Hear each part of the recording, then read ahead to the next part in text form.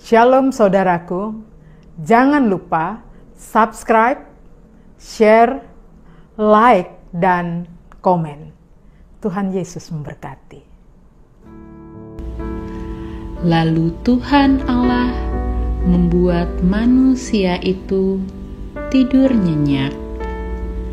Ketika ia tidur, Tuhan Allah mengambil salah satu rusuk daripadanya, lalu menutup tempat itu dengan daging.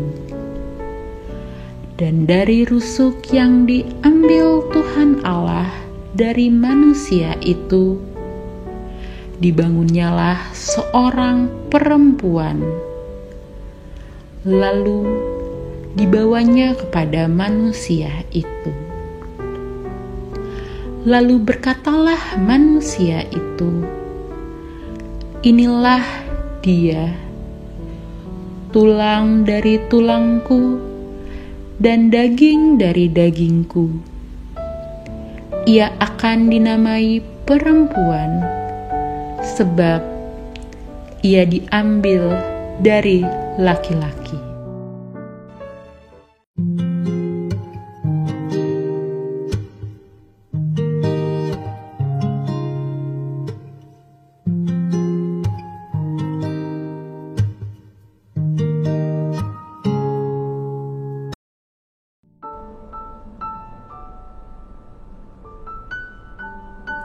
Setelah Adam, manusia pertama, diciptakan dari debu tanah, Tuhan Allah menempatkannya di Taman Eden untuk mengusahakan dan memelihara taman itu. Tuhan Allah melihat bahwa tidak baik kalau manusia itu seorang diri saja, sehingga Allah akan menjadikan penolong baginya yang sepadan dengan dia. Kemudian Tuhan Allah membentuk dari tanah segala binatang hutan, burung, ternak, dan menamainya seperti yang dinamakan pada setiap makhluk yang hidup. Tetapi baginya sendiri ia tidak menjumpai penolong yang sepadan dengan dia. Lalu Tuhan Allah membuat manusia itu tidur nyenyak. Ketika ia tidur, Tuhan Allah mengambil salah satu rusuk daripadanya, lalu menutup tempat itu dengan daging.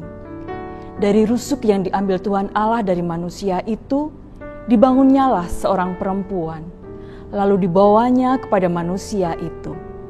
Lalu berkatalah manusia itu, "Inilah dia, tulang dari tulangku dan daging dari dagingku.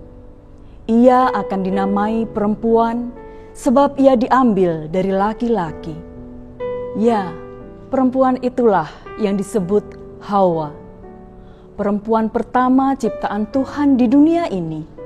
Ia dipanggil Hawa karena dirinya adalah ibu dari semua yang hidup.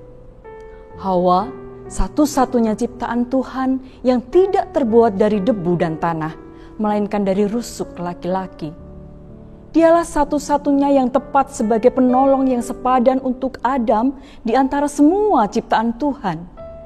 Diciptakan bukan dari kepala supaya menjadi tuan atas laki-laki, atau dari tumit supaya menjadi budak laki-laki, tetapi dari tulang rusuk laki-laki, bagian dari hidupnya dekat dengan jantungnya untuk dikasihi dan dilindungi.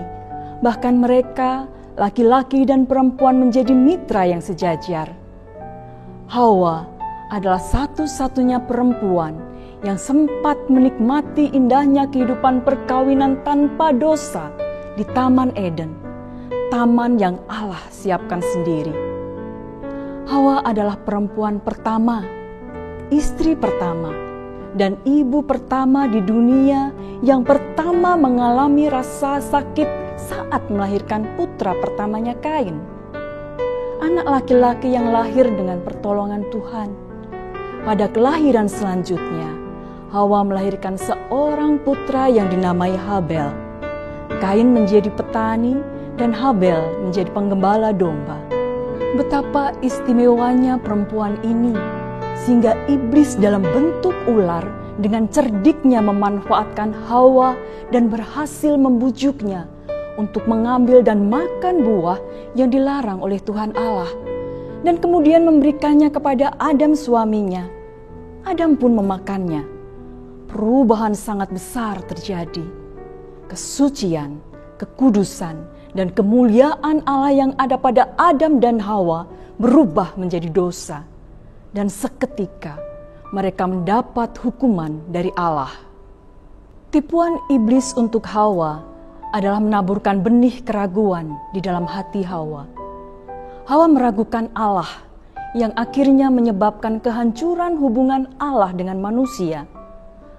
Hawa yang notabene tinggal di Taman Eden dekat dengan Allah, Hawa yang disayang Tuhan, Hawa yang diperkenan menikmati semua yang ada di Taman Eden, kecuali buah dari satu pohon saja, yaitu pohon pengetahuan yang baik dan yang jahat, tetap jatuh dalam dosa karena tipuan iblis. Hawa kurang bersyukur, Hawa masih serakah. Hawa belum mengenal benar Allah penciptanya, Allah pemiliknya. Apakah mungkin karena larangan itu tidak diberikan Allah secara langsung kepadanya, melainkan kepada Adam? Dan apakah Adam meneruskan larangan dari Tuhan itu kepada Hawa? Alkitab tidak mencatatnya. Tetapi nampaknya Hawa tahu tentang larangan itu, tetapi buah itu sangat menarik perhatiannya dan menggodanya. Ditambah kelihayan ular memutarbalikkan kata sehingga Hawa pun tak sanggup menangkisnya.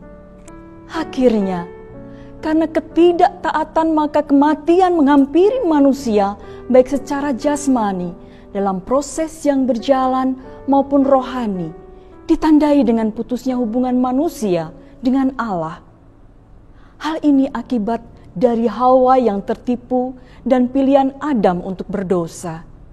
Hukuman yang harus diterima Hawa dan semua putrinya dan dialami setiap perempuan di sepanjang sejarah dunia ini adalah kesakitan ketika melahirkan. Jika demikian, salahkah Hawa diciptakan oleh Allah? Tentu tidak. Allah menciptakan Hawa untuk sesuatu yang berharga, untuk turut bersama menggenapi rencana Allah dalam kehidupan bersama kaum laki-laki. Hawa diciptakan menjadi penolong yang sepadan. Allah sangat baik. Ia peduli dengan Adam, memberikan penolong dalam melakukan tanggung jawabnya, mengusahakan dan memelihara Taman Eden. Hukuman Allah tidak untuk melenyapkan manusia. Melalui perempuan, jalur perdamaian antara Allah dan manusia yang rusak akibat dosa dipulihkan dengan lahirnya Yesus Kristus melalui seorang anak darah. Tuhan Allah berfirman dalam Kejadian pasal 3 ayat 15, "Aku akan mengadakan permusuhan antara engkau dan perempuan ini, antara keturunanmu dan keturunannya. Keturunannya akan meremukkan kepalamu dan engkau akan meremukkan tumitnya." Ayat ini menyebut keturunan perempuan. Nubuat ini berisikan permusuhan yang tidak habisnya antara keturunan perempuan dan keturunan ular. Dari Kejadian pasal 3 ayat 15 digenapi saat keturunan perempuan itu, yaitu Yesus Kristus, disalib untuk menyelamatkan manusia. Dari perempuan itu datanglah Kristus yang membawa kehidupan bagi umat manusia. Saudaraku, Kristus sang sumber kehidupan memberikan keselamatan kepada seluruh umat manusia. Belajar dari Hawa, tetap dekatlah dalam hidup bersama dengan Kristus. Kenalilah lebih dalam kehendaknya dan semua kasih sayangnya, supaya kita terus mengerti apa yang Kristus kehendaki untuk kita lakukan dalam kehidupan kita, sehingga kita tidak mudah diperdaya oleh godaan si jahat dalam bentuk apapun. Sebagai umat percaya yang diberkati Tuhan, teruslah menjadi berkat, mewartakan kehidupan, menjadi penolong bagi sesama. Setiap orang percaya harus menyadari bahwa kehadirannya di dunia ini adalah sebagai penolong satu dengan yang lain yang dapat terwujud dalam kerja bersama-sama, saling membantu, saling menopang, dan melayani. Seperti Hawa yang diciptakan Tuhan sebagai penolong yang sepadan.